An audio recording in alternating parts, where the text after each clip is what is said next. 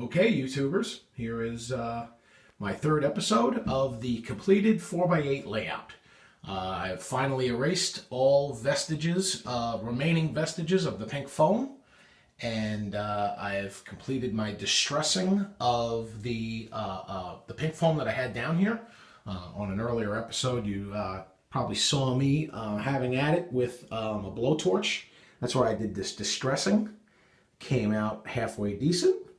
I applied my turf onto there, and the results are pretty good. I am happy with how this turned out. You know, I've got a little coal processing plant down there, which is really a Walthers, I think it's a gravel plant is what it was intended to do. But, you know, I like the idea of coal train. So I did a little bit of work on that. Tried to get creative, tried to get slightly artistic. By no means am I a real, hardcore modeler, and I certainly don't have any real native artistic ability, but tried to be a little bit imaginative and, make some details out here, some interesting features, and I'm happy with my work. Learned a heck of a lot on this 4x8 layout. Bench work I learned all about DCC. I learned about the good things and the bad things about Bachmann. Learned about Athearn. Delighted with my Athearn GP9. Learned a lot about rolling stock because I had so many problems with this Easy Track, especially on the DCC turnouts. And whether they're operating in DCC mode or manually, it's same difference, just lots of problems getting the rolling stock to go through there. So I learned a lot about KD couplers, gauging, that type of stuff, the height of the couplers. I bought a gauge for that. I started investing in some better rolling stock. I got these MTH units over here.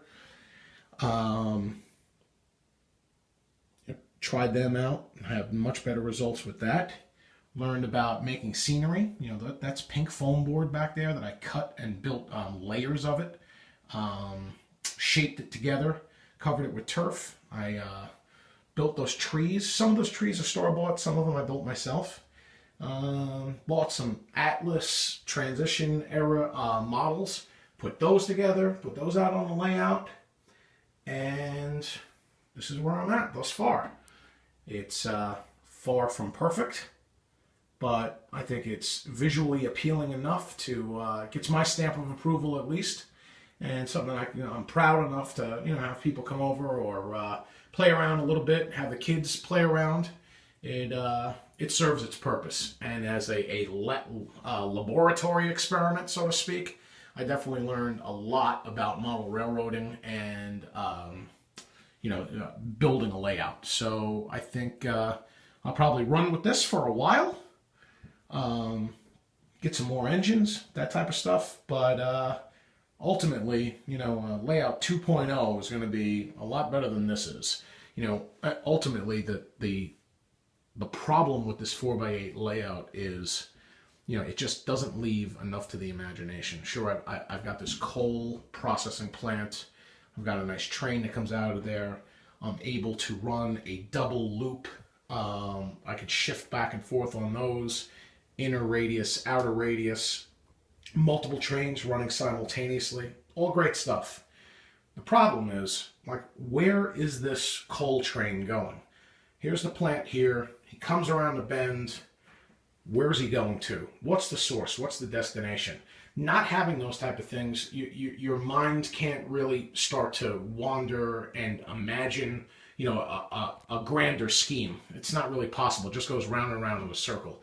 If I did a round the room type layout, I could have, an actual mine area. I could have a place where we transition in and maybe do some intermodal exchange. And ultimately, there might be a place where the coal is being delivered to, a power plant or, some type of industry. But the 4x8 can't really do that. So that's why this will probably be not long for this world, but nonetheless, it was an outstanding way to learn a lot of tips and tricks. I'm pretty happy with that. So I think I'll end this video. Just bringing this train on out. I'll give it a run around the track and we'll close this one out. Thanks a lot for watching. Let me know if you have any questions.